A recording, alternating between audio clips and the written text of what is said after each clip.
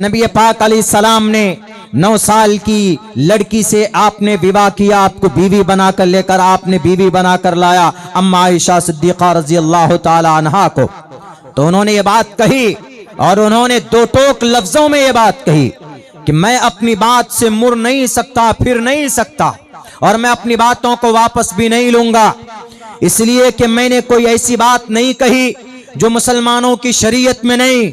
उठाओ मुसलमानों के मुस्लिम में ये बात, मुसलमानों की बुखारी के अंदर ये मुसलमान जो इनके शास्त्र हैं, इनके हदीस की किताब हैं, इनमें सैकड़ों जगह पर मौजूद है। अल्लाह के नबी अलैहिस्सलाम ने 9 साल की उम्र में अम्मा आयशा को बीवी बना कर लेकर आए, तो क्या ये जुल्म है कि नहीं? जाहिर सी बात, ये बात मौजूद है, ऑथेंटिक और मुस्तनद रिवायात में है कि अल्लाह के नबी ने 6 साल की उम्र में निकाह पढ़ा और 9 साल की उम्र में बाज़ाब्ता रुखसती हुई। इसमें कोई शक नहीं, कोई कीलो काल नहीं, लेकिन वो जो समझ रहा, लोगों के बीच में जो गलतफहमी पैदा करना चाह रहा है, वो उसकी सोच और उसकी साजिश वो नापाक है। उन्होंने ये बात कही, क्या जवाब दे दोगे? कोई खड़ा नहीं हुआ जवाब देने के लिए। जरूर जवाब मिलना चाहिए। कुरान और शरीयत के खिलाफ अगर कोई तुहमत लगाएगा, उस पर अगर कोई उसको एलिगेशन लगाएगा, अल्लाह के नबी हजरत हस्सान बिन साबित को कहते कि खड़े होकर जवाब दो। उस वक्त में शुअराए इस्लाम जितने भी थे वो मीडिया का काम करते थे। हजरत अब्दुल्ला इब्न रबाहा, हजरत हस्सान बिन साबित, 6-7 सहाबा ऐसे थे जो अल्लाह के नबी कहते थे कि इनको जवाब दिया जाए। आज हमारे पास जानकारी नहीं, आज हमारे ऊपर एतराज होता है तो हम जवाब नहीं दे पाते।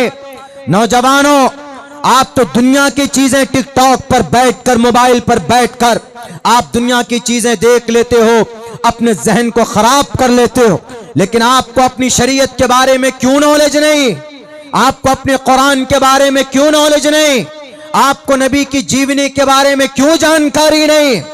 आपकी उम्र 15 साल से 20 साल की हो चुके, आप नहीं जानते अपने नमाजों के बारे में, नहीं जानते हैं आप कि कितने अरकान इस्लाम है, उसको भी नहीं जानते। ये सारी चीजें खत्म हो सकती इन तालीमी इदारों से, ये सारी चीजें खत्म हो सकती है हमारे इन मकातिब से। लेकिन आज मकातिब और मदारिस को ये सिर्फ मौलानाओं का हमने जिम्मेदारी समझ लिया है कि ये हमारे मौलाना चलाएंगे, वही चंदा करेंगे और वही हमारे बच्चों का हाफिज कुरान बनाएंगे, नबी की सीरत समझाएंगे। तो आपकी ये गलत सोच है। कुछ दिनों के अंदर ये मदारिस तबाह बर्बाद कर दिए जाएंगे, कुछ सालों के अंदर हमारे मकातिब पर ताले लगाए जाएंगे। मेरे भाइयों, मेरे नौजवानों, मेरे ईमान वाले साथियों, ये वक्त है अपने आप को तैयार करने का। और वो तैयारी क्या है? वो तैयारी तालीम है, एजुकेशन है। अगर नॉलेज और जानकारी होती तो अब्दुल्ला सालिम को सीमांचल बिहार से नहीं जाना पड़ता, बाज़ाब्ता प्रोग्राम होता, उनको कहा जाता है कि आओ तुम मुकाबले के लिए मैदान में। मुझे नहीं मालूम था पहले इसके ताल्लुक से कि वेदात में और दुनिया के ऑथेंटिक किताब में भी नबी की सीरत को इस तरह जिक्र किया गया। हमें खबर पहुंची कि मौलाना वो तो बिल्कुल डट कर खड़ा है, वो कह रहा है कि आपके नबी ने ऐसी बात कही, जरा बताइए। हमने कहा कि हम क्या बताएंगे, मुझसे बड़े उलमाए किराम मौजूद हैं, वो हमसे ज्यादा आसानी से कुरान और हदीस को उनको समझा सकते। उन्होंने कहा कि कुरान और हदीस, ही डजंट बिलीव इन हदीस एंड कुरान एंड सुन्नत and method of the profit. वो न कुरान को मानता है, न सुन्नत को मानता है, न हदीस को मानता। इसीलिए उनको ये बताने की जरूरत नहीं है। आपका फील्ड संस्कृत का है, आप जरा इनकी ग्रंथ जो ये मानते, जिस पर इनको बिलीव है, जो इनको अपने शास्त्र मानते, उनकी किताब में देखिए। तो हमने जब छानना शुरू किया, हमने जब तहकीक शुरू की, तो मेरे भाइयों मुझे मिले वो चीजें, उनके सवाल का जवाब वहां पर मिला। संस्कृत में कहा गया वही पैगाम, वही मैसेज जो नबी पाक अलैहिस्सलाम की जीवन में, वो उनकी शास्त्र के अंदर मौजूद। और वो शास्त्र कम से कम पूरे भारतीय हिंदुस्तान के हर सनातन धर्मी के घर के अंदर मौजूद है। और वो किताब, वो पुस्तक, वो इनके शास्त्र, वो महाभारत है। महाभारत के अंदर लिखा हुआ त्रिशदशो दश वर्षा भार गोविंदेन नग्निकाम एकविंशति वर्षा व सप्रा वर्षा वाप्नुयात। इसका मतलब क्या है? इसका मतलब है त्रिशदशो 30 बरस का आदमी 10 वर्षा 10 वर्ष की लड़की से विवाह कर सकता। नीचे के लाइन में है एकविंशति वर्षा व सप्रा वर्षा वाप्नुयात। 21 बरस का जवान 7 बरस की लड़की से विवाह कर सकता है। महाभारत में जब लिखा है, जब महाभारत में 7 बरस की लड़की को बीवी बनाना जायज कहा गया है, तो हमारे नबी ने तो 9 साल की उम्र में बीवी बनाया है, तो आपके पेट में दर्द नहीं होना चाहिए। जब डिबेट होता है सन 2018 अक्टूबर सन 2024 में, मेरी शिरकत तो नहीं हुई थी, मेरा दूसरा प्रोग्राम था जो बहुत जरूरी था, लेकिन मैंने लिखकर भेजा, मैंने कहा पूछेगा उसको जो वो चापलोस और जिसकी वो जूतियां सीधी कर रहा है और जिसकी इशारा पर बोल रहा है कि अगर तुम्हारे अंदर दयानतदारी है या जानकारी है तो एकविंशति का मतलब क्या होता है? 21 बरस होता है कि नहीं होता? सप्रा, सब तो 7 को बोलते, संस्कृत में 1 को 1 बोलते, 2 को द्वे बोलते, 3 को त्रियो बोलते, 4 को चतुर बोलते, 5 को पंचा बोलते, 6 को षट बोलते, 7 को सप्त बोलते, सप्त। इसी से सप्रावर्षा वाप्नुयात यथा वायुम समाश्रिते सर्व जीवंते जंतवा तथा ग्रस्तामा वर्तते तारा शरामा। मैंने ये मंत्र भी लिख करके दिया। मेरे भाइयों, नहीं पहुंचा। उन्होंने कहा कि आप शास्त्र के जो मंत्र लेकर आना चाहते हैं आप पहले हमें लिखकर भेजिए। उसका आज तक उसने जवाब नहीं दिया है। क्यों? इसलिए कि शास्त्र सामने लाकर खड़ा किया गया। अगर शास्त्र की रोशनी में हमारे हिंदू भाइयों आप अपने ईश्वर परमात्मा की पूजा करो तो कहीं पर दंगा नहीं होगा, कहीं पर फसादात नहीं होंगे। सिर्फ नेताओं के भाषण पर आओगे तो कई बस्तियां जलेंगी दंगे की वजह से, और कई मासूमों के सीनों को गोलियों से छलनी किया जाएगा। यही संभल का मामला है। एक लफ्ज के अंदर समझने में गलतफहमी हुई जिसकी बुनियाद पर 5 नौजवानों के सीनों को छल्ली किया गया। मंत्र में कहा गया शंबल गराम गुख्य सबराहमन सघातमन भवन विष्णु यशसा कल की प्रादुर्भविष्यति के संभल नामी जगह में अंतिम अवतार आएंगे और फिर वो बुराई का खात्मा करेंगे। ये हिंदुओं भाइयों का एक कॉन्सेप्ट है, यह अकीदा कि अंतिम जमाने में, ये कलयुग का जमाना है जो 5,500 साल से चल रहा, ये 4.5 लाख साल का जमाना। उनका अकीदा है कि इस अंतिम जमाने में जो अवतार आएंगे उस अवतार के आने की जगह शंभल ग्राम है, और वो शंभल ग्राम पूरे भारत के अंदर एक ही जगह है, वो मुरादाबाद वाला संभल है। वो समझ लिए कि ये यही संभल है और यहां पर अवतार लेंगे, अंतिम अवतार। यहां तो कोई मंदिर आलीशान है नहीं, और जो प्रे की जगह, इबादत की जगह है, वो तो आलीशान मस्जिद शाही जामे मस्जिद है। तो इस मस्जिद में कैसे अवतार लेंगे? इसीलिए लो फौरन इसके ऊपर कोई याचिका दाखिल करो और फिर उस पर सर्वे निकालो। कुछ दिनों के बाद ऐसा रिजल्ट निकलेगा जैसे राम मंदिर बाबरी मस्जिद का निकला, और फिर इस मस्जिद का निकलेगा, यहां पर मंदिर बनेगा। यहां अंतिम जमाने में अंतिम महर्षि अवतार लेंगे। झगड़ा कहां से शुरू हुआ? संभल से। इस मंत्र में जो संभल है वो शाह से है, शाह से। शंभल ले विष्णु यशसो, और उसका मतलब है अमन की जगह। और जो मुरादाबाद वाला संभल है ये सीन से, छोटी सीन से संभल। There is quite different between both words. जमीन और आसमान का फर्क है दोनों वर्ड में, लेकिन वही है जिहालत की वजह से। नहीं पढ़ेंगे तो लफ्ज का मतलब कुछ और होगा, समझ कुछ और लेंगे। जैसे वहां पर अम्मा आयशा के बारे में समझा गया कि त्रिशदशो दश वर्षा भार गोविंदेन नग्निकाम एकविंशति वर्षा वा सप्रा वर्षा वाप्नुयात। मेरे नौजवानों, मेरे मुसलमानों, मेरे हिंदुस्तान के हिंदू भाइयों, आपसे भी मैं यही गुजारिश करता हूं कि आप लोग अगर नेताओं के बात में आइएगा, तालीम का रास्ता नहीं अपनाइएगा, अपने बच्चों को शास्त्र नहीं पढ़ाइएगा, हमारे कुरान और हदीस के बारे में डीपली नॉलेज दीजिए। तो आपकी इंशाअल्लाह गलतफहमी दूर होगी। मेरे भाइयों, तो तालीम से बड़ा मामला जो उलझा हुआ है वो सुलझ सकता है बड़ी आसानी के। तो ये संभल ग्राम से मुराद ये मक्का है। Doctor M A. श्रीवास्तव अब्दुल्ला सालिम की तशरीह मत सुनिए। Doctor M A. श्रीवास्तव ने कहा कि शंबल ग्राम गुख्य समराह मनय सगहा तमन भवने विष्णु यशा कल की प्रादुर्भविष्यति अंतिम अवतार के बारे में है। अस्मल्ला मिल्ले मित्रा वरुणा दिव्यानी दत्ता इल्लल्ले वरुणो पितरस्तेजस कामय होतार बिंदरो होतार मिंदरो महासुरिंदरो अल्लो जयस्ते श्रेष्ठम पन्नम ब्रह्मानम अल्लो रसूल महामद रकाबरस अल्लो अल्लामा। अंतिम अवतार के बारे में है।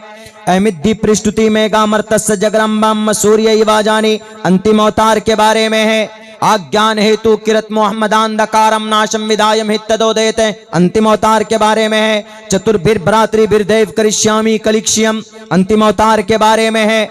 सैकड़ों मंत्र है जो अंतिम अवतार के बारे में है। कोई शक नहीं है कि अंतिम अवतार आएगा, लेकिन वह अंतिम अवतार होगा कौन, आने वाला है या आ गया।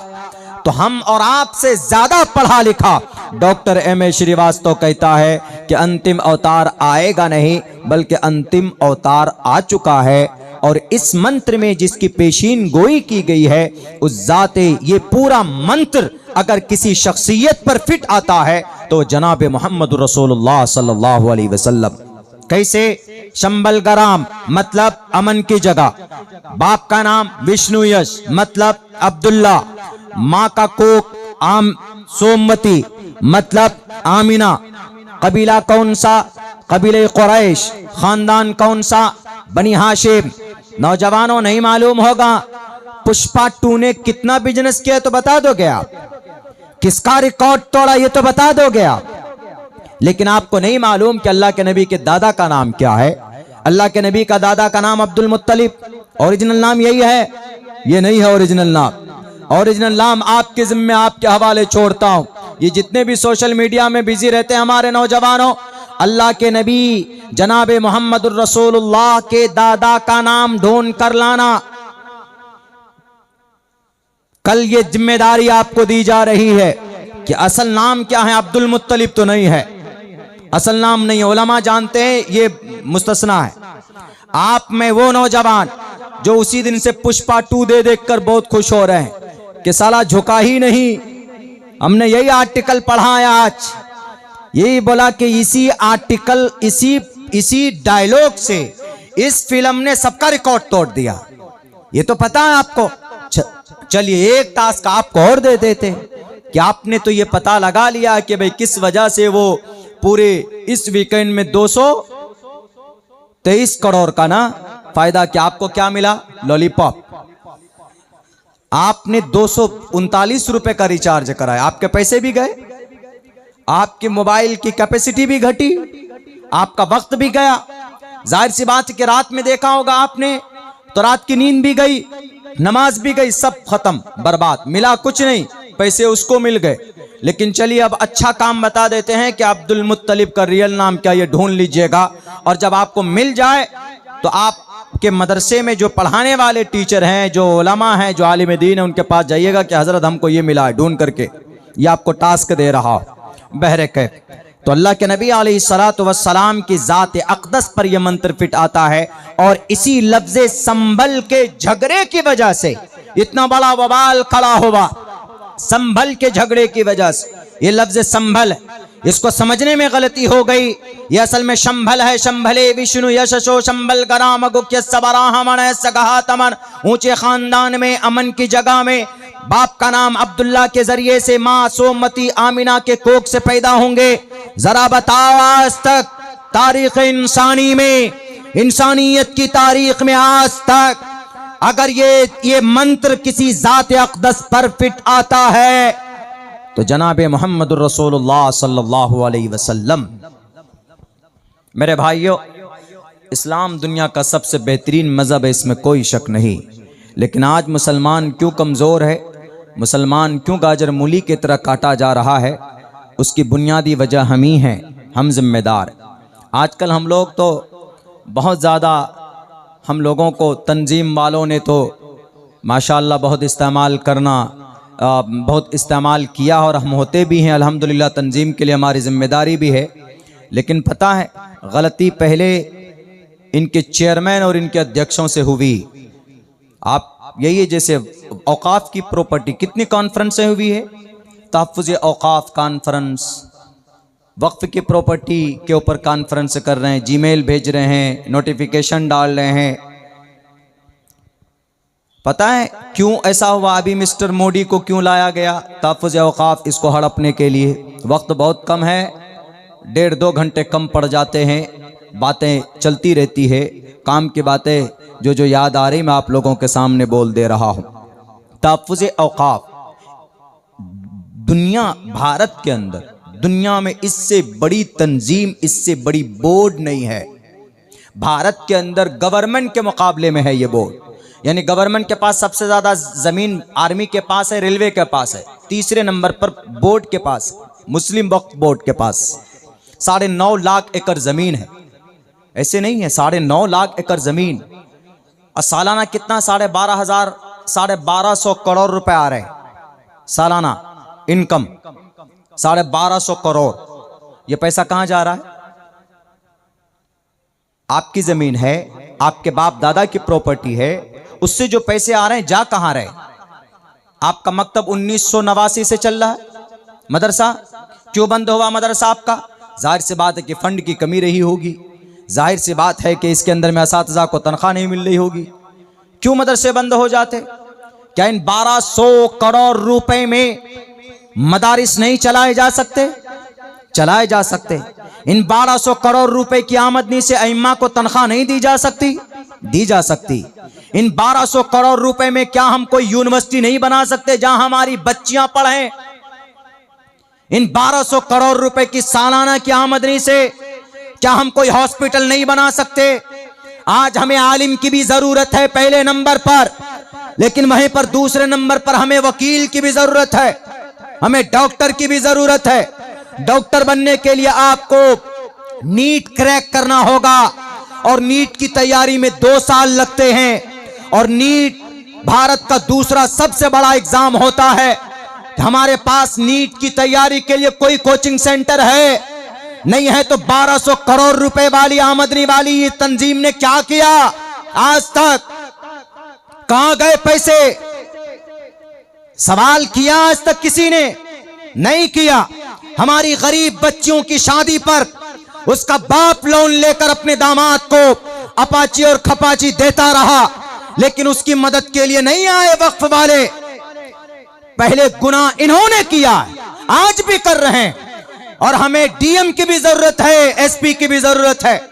डीएम और एसपी के लिए क्या क्रैक करना पड़ता है? यूपीएससी एग्जाम क्रैक करना पड़ता है, उसके लिए भी 2 साल की कोचिंग होती। हमारी इन तंजीमों और इन बोर्ड ने आज तक कोई इंस्टीट्यूट, आज तक कोई कोचिंग सेंटर बनाया जहां पर हमारे बच्चे यूपीएससी की तैयारी करें? क्यों नहीं बनाया? गुनाह है। डॉक्टरेट की तैयारी करवाना गुनाह है, यूनिवर्सिटी चलाना बनाना गुनाह है, और हम प्रोटेस्ट करते हैं कि हमारी बच्ची की बुर्के के साथ खिलवाड़ किया गया। तुम्हारे पास क्यों नहीं बच्चों की तालीम के लिए कोई बंदोबस्त है? तुम्हारे पास क्यों नहीं कोई तालीमी ढंग का निजाम है? पहले मुजरिम हम खुद हैं मेरे भाइयों। आपको यकीन नहीं होगा, 25,000 रुपए की जो फ्लैट है, वक्फ की प्रॉपर्टी है, महीने की आमदनी 25,000 रुपए का रेंट है, लेकिन वक्फ के फॉर्म पर सिर्फ 2,500 रुपए लिखा जाता है, बाकी 22,500 रुपए उसके पॉकेट में होते हैं। कौन है ये लूटने वाला? टोपी और दाढ़ी वाला हमारे चेयरमैन है ना। चेयरमैन तो कोई और था नहीं, हमारे ही लोग थे, सदियों से बैठे हुए इस पर। इसीलिए इस उम्मत की कमर अगर किसी ने तोड़ी है तो हमारे लोगों ने खुद से तोड़ी। और आज अब जब गले पे आ पड़ी तो चलो जीमेल करो और कानून के सामने खड़े हो, तो अब भी अब्दुल्ला एक रास्ता बताता है आपके इसको रोकने के लिए ज्यादा हाथ पैर मारने की जरूरत नहीं, जीमेल से कुछ नहीं होगा। लिख लीजिए, आपने 6 लाख जीमेल पहुंचाए, वहां पर 10 लाख जीमेल आरएसएस वाला पहले से ट्रांसफर किया हुआ है। आपको क्या करना है? आपको सिर्फ ये करना है कि जिनको हम सेक्युलर मानते हैं, उन पार्टियों की अक्सरियत राज्यसभा में है, उनको मजबूर करें कि हमने आपको वोट दिया है, हमारी आज प्रॉपर्टी ख़तरे में है, आप राज्यसभा में अक्सरियत में है। मोहतरम गांधी साहब और मोहतरम बिहार के नीतीश जी, चंद्रबाबू नायडू, खुले लफ्ज़ों में ये सियासी बात नहीं बल्कि एक रास्ता, एक उपाय बता रहा हूँ। इसको आप लोग ये नहीं लीजिएगा कि मौलाना जलसा तो था तालीम का, तरबियत का, ये सारी चीज़ें उसी की निस्बत पे है। जब हम पढ़े लिखे होंगे तो हमें पता होगा कि हमको कहाँ पर कार्रवाई करने की ज़रूरत है, तो हमें वहाँ पर उन लोगों को मजबूर करने की ज़रूरत है। लोकसभा में हैं वो लोग, अक्सरियत में फ़िरक़े बातिला के लोग जो इस देश को तरक्की में नहीं देखना चाहते, लेकिन राज्यसभा में आप ज़्यादा तादाद में है, आप उसको फोर्स कीजिए तो इंशाअल्लाह ये बिल वहाँ पर पास होने से रुकेगा। खैर चलिए आगे बढ़ते हैं, एक कदम और आगे बढ़ जाते हैं। इस उम्मत को, हम मुसलमानों को यकीनन हमारे लोगों ने कमज़ोर किया है। एक छोटी सी ताज़ा, जो अभी आप लोगों को शायद मालूम भी नहीं होगा, मेरे पास मजबूरी यही रहती कि जब अच्छा वक्त आता है बोलने का तो मेरे पास वक्त ही नहीं होता, चूँकि कल प्रोग्राम हमें कनेक्ट करना है महाराष्ट्र का।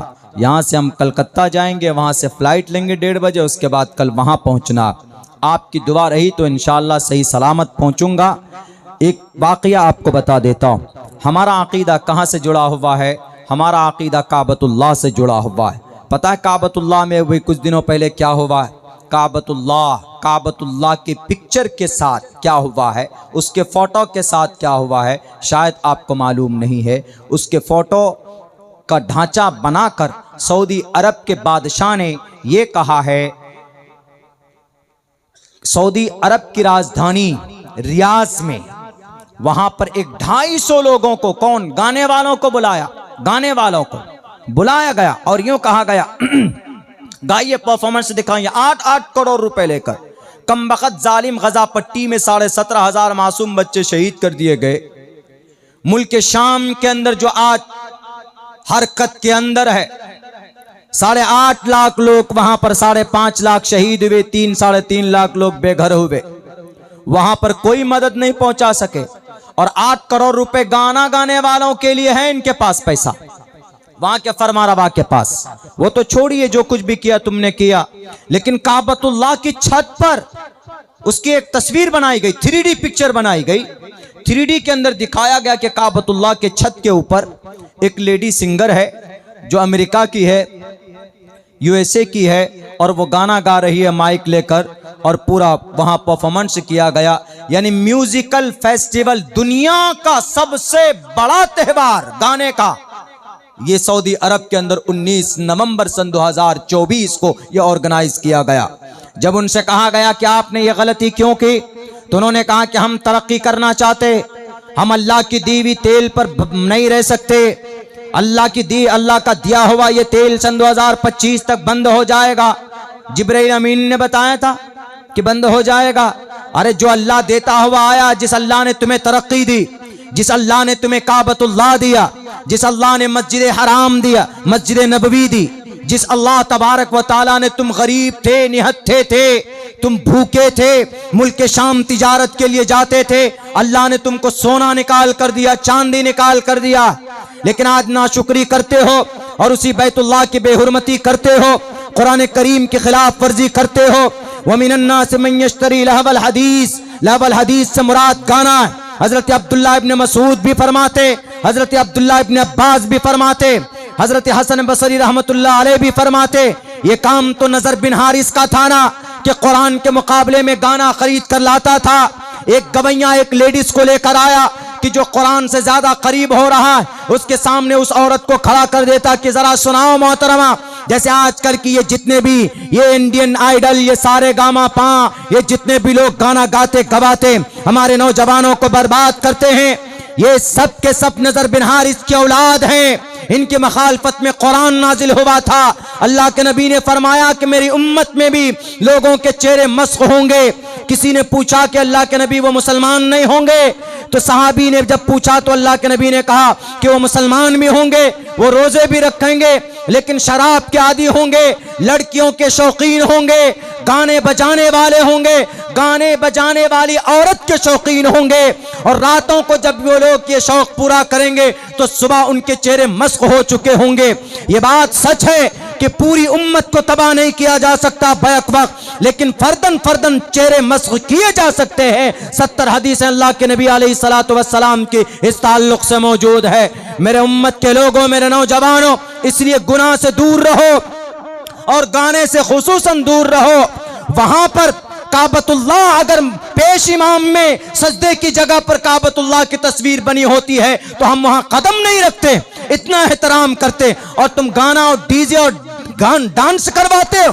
57 ममालिक हैं मानता, लेकिन सब के सब गुलाम हैं इन यहूदियों के, सब के सब गुलाम हैं इसराइल के, नोट की गड्डियां लिए हुए और उनके कठपुतली बने बैठे। मेरे भाइयों, मैं बोल रहा हूं, चूंकि मेरे पास ये सारी चीजें आई तो मैं उस फरीजे को अदा कर रहा हूं जो कि अल्लाह के नबी अलैहिस्सलातु वस्सलाम ने अपने हदीस के अंदर बयान फरमाया है। मन रआ मिनकुम मुनकरन फल्युगय्यिरहु बियदिही फइल्लम यस्तती फबिलिसानी फइल्लम यस्तती फबिक़ल्बी वज़ालिका अज़अफ़ुल ईमान। आपकी भी जिम्मेदारी बनती है, अगर समाज के अंदर कोई बुराई देखते हैं, अगर कोई अपने अकीदे को छोड़कर शकीलियत को भी इख्तियार करता है, अभी बताया मौलाना ने कि यहाँ पर दीन से इर्तिदाद भी बहुत ज़्यादा है, हमारे मुसलमान लोग फितने शकीलियत की तरफ जा रहे हैं। एक बात याद रख लो, अगर आपने अपने ईमान का सौदा किया, या अय्युहल्लज़ीना आमनू मन यर्तद्द मिनकुम अन दीनिही, तो मेरे भाई फयमुत व हुवा काफिरुन फउलाइका हबितत आमालुहुम, तो आपके लिए हमेशा के लिए जहन्नम है और रुसवाई। मेरे भाइयों, मेरे नौजवानों, मेरे साथियों, दुनिया का सबसे बेहतरीन मज़हब इस्लाम है, इस पर अमल की ज़रूरत है, और सख्ती के साथ, तशद्दुद के साथ, बल्कि शिद्दत पसंदी के साथ और गर्व के साथ आप मुसलमान बन कर रहिए। इंशाअल्लाह तबारक व तआला अल्लाह की तरफ से नुसरत और मदद होगी, कोई आपके मुकाबले में नहीं आएगा। आहिस्ता आहिस्ता दिखा रहा है। कुछ दिनों पहले आपने देखा कि मुल्क शाम के अंदर, अभी 2 दिन पहले, वहां पर एक जालिम, एक जाबिर, जिसने कुल हु अल्लाह को बदल दिया था। कुल हु अल्लाह में जनाम था अपना कुल हु अल्लाह, तो उसने लिख दिया था कुल हु बशारुल असद, अल्लाह समद के जगह बशारुल असद असमद, ये कर दिया था उसने। लेकिन अल्लाह ने उसको जालिमों के पास पहुंचाया, रशिया के पास पहुंचाया, और वहां के जो निडर लोग हैं, बहादुर लोग हैं, जिनके एक हाथ में कुरान है और एक हाथ में तलवार है, उन्होंने अपना हक लिया और अल्लाह के कलिमे को बुलंद किया। आप लोग भारत के अंदर मजबूत बनिए। मजबूती का एक ही रास्ता है, तालीम का रास्ता, एजुकेशन का रास्ता, और एजुकेशन और तालीम से ही इंशाअल्लाह हम नफरत का खात्मा कर सकते हैं।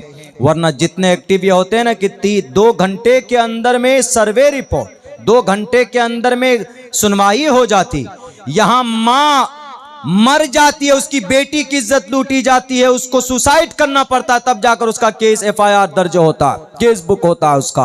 और यहाँ पर जनाब मंदिर मस्जिद का झगड़ा आते ही फौरन 2 घंटे में काम शुरू।